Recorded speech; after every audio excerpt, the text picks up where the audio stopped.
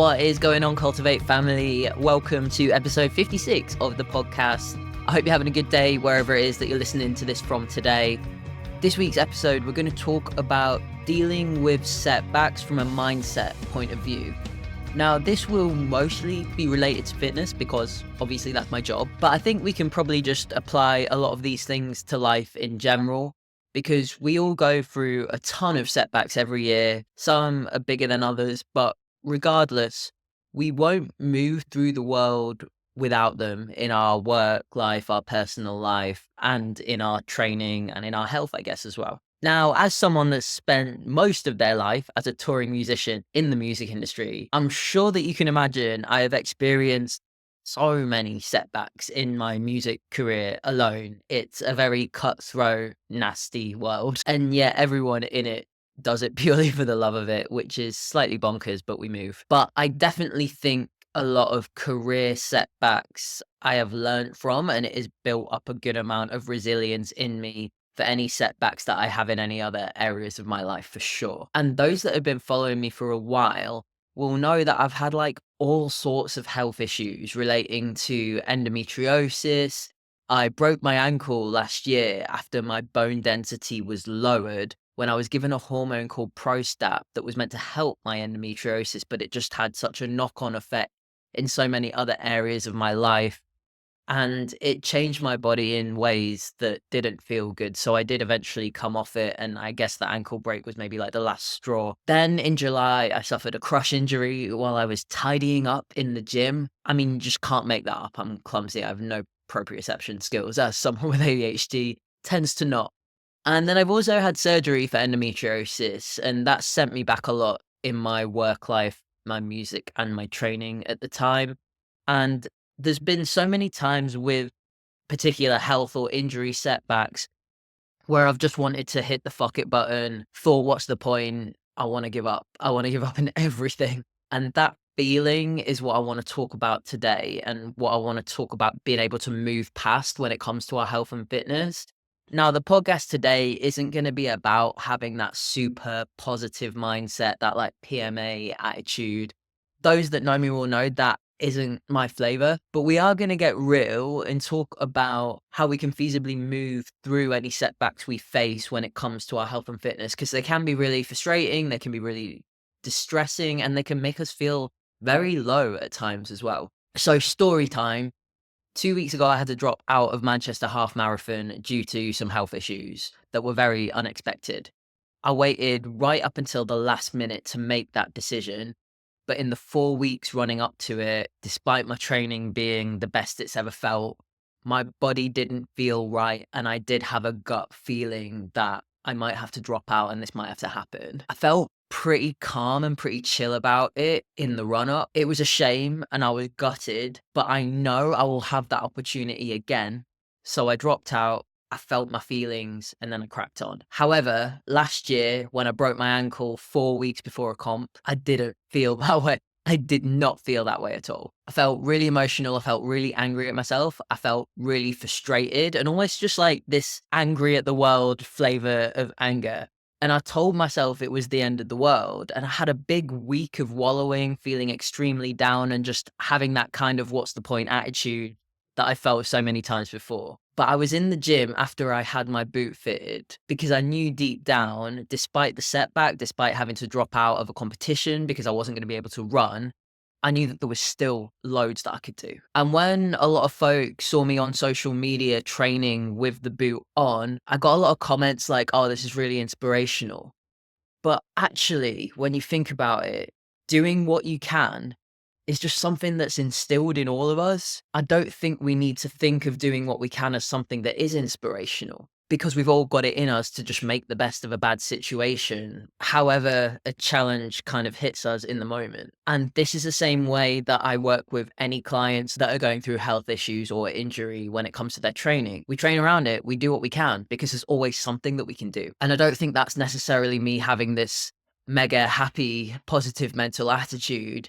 It's maybe the acceptance and being real with yourself about what's possible and choosing to feel your feelings, but then also be like, right, what are we doing next?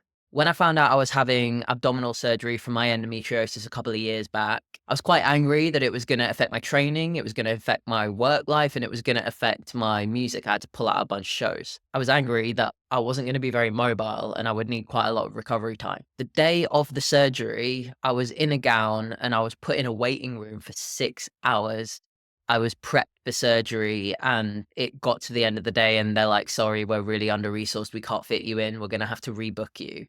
And I was then sent away, and that just made me even angrier because I'd rearranged every aspect of my work life, my personal life, my touring schedule, maybe things in my partner's life as well, to work around that recovery. And then that just got flipped on its head, and I had to wait another 2 months, I think it was, for the surgery. And I was just livid. I didn't take it very well. But then a couple of weeks passed and I was just having to crack on because that was the only option there was. And eventually the surgery happened. And yes, it was later than it was planned. And yes, it felt like a massive inconvenience and really frustrating, but there was nothing I could do. So it happened and I recovered, and now it's in the past. Now, I think the lessons that I've learned from this and other personal setbacks in my life, from all of these frustrating little things with my health and injury that have set me back every single time, I've learned acceptance and patience. Maybe a long, hard way, but I've learned them regardless. I realized that I really enjoyed being in control of my life. I think as humans, we kind of all do to an extent. And I like being able to take action myself and be responsible for that. But when that agency is taken away from us, we can feel quite distressed. And I guess we're only human because we feel that it's been taken away. And maybe you're feeling that right now because of a health issue or an injury. Or maybe you have felt like that in the past and you're maybe recognizing that now upon listening to this. As humans, we like a plan, we like a routine, we like to know what's going on. We like to be in the driver's seat of our lives, and when that gets taken away from us, it feels uncomfortable and we have to adapt.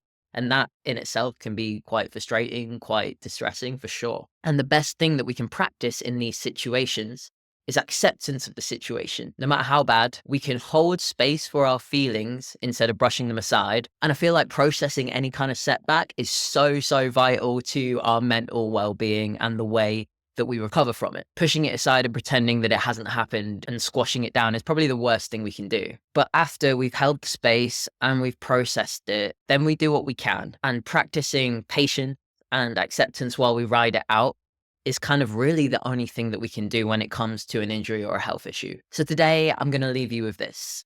We are all going to have setbacks in our training and our day-to-day life that are often to do with our physical or mental health. A health issue, an injury, a trauma, none of these things are going to be comfortable or enjoyable, but we can hold space for those feelings. We can accept that the thing has happened and there's no changing that. But what we do after is probably the thing that's more important. Are you going to pick yourself up and do what you can? Or are you going to think, what's the point, and not bother at all? And in that moment, that's our choice to make. And I think we all know which one is the easier choice because it's easier to not do the hard thing.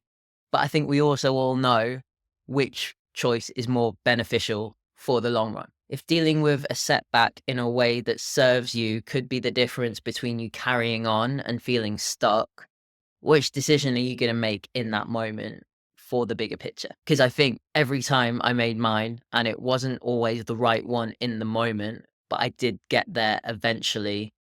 And the way I deal with any setbacks now definitely seems to be a much more balanced, make the best of a bad situation approach with a lot less emotion and angst behind it. And that's definitely not been easy at the best of times for sure. So I hope this has kind of given you a little bit of insight into how I've dealt with health and injury setbacks when it's come to my own training and the mindset that I've tried to develop and keep trying to develop. I've definitely had more of that this month, and it's never going to feel like I'm okay with it straight away, but I do feel like I am getting there.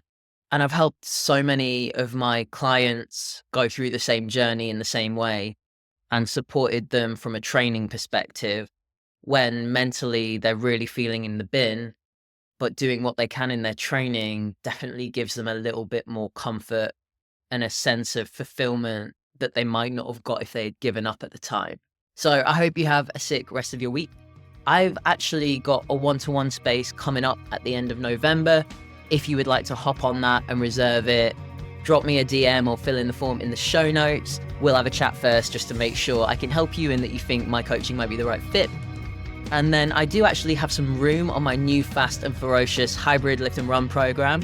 We're currently in the first block. Everyone is absolutely smashing it. My workout app has started to show the amount of mu dengs that you've lifted at the end of your session, which has absolutely made my day because I've been super obsessed with all of the mu deng hype because like she's just the cutest and it's so wholesome. Anyway, if you're interested in hopping onto my hybrid run and lift program, which costs less than the price of a filter coffee a day, by the way, absolute bargain, reach out to me via the Fast and Ferocious link I'll put in the show notes, or you can just shoot me a DM on Instagram, whichever you prefer, and then from there we'll get you training and turn you into a hybrid lifting and running ferocious monster. So as always, if you enjoy the content that I put out, please subscribe on whatever platform you're listening or watching this on. I would appreciate that so much. And if you're feeling extra nice and fancy leaving a little bit of a review, again, that would be amazing. It just helps me reach more of my people, which is awesome because that benefits all of us. It allows me to do more of this. So again, appreciate all of you that leave comments, that rate it, that leave reviews on the episode or any of my social posts. It's honestly so appreciated and valuable. Anyway, take it easy, Cultivate family. That is me out. See you later.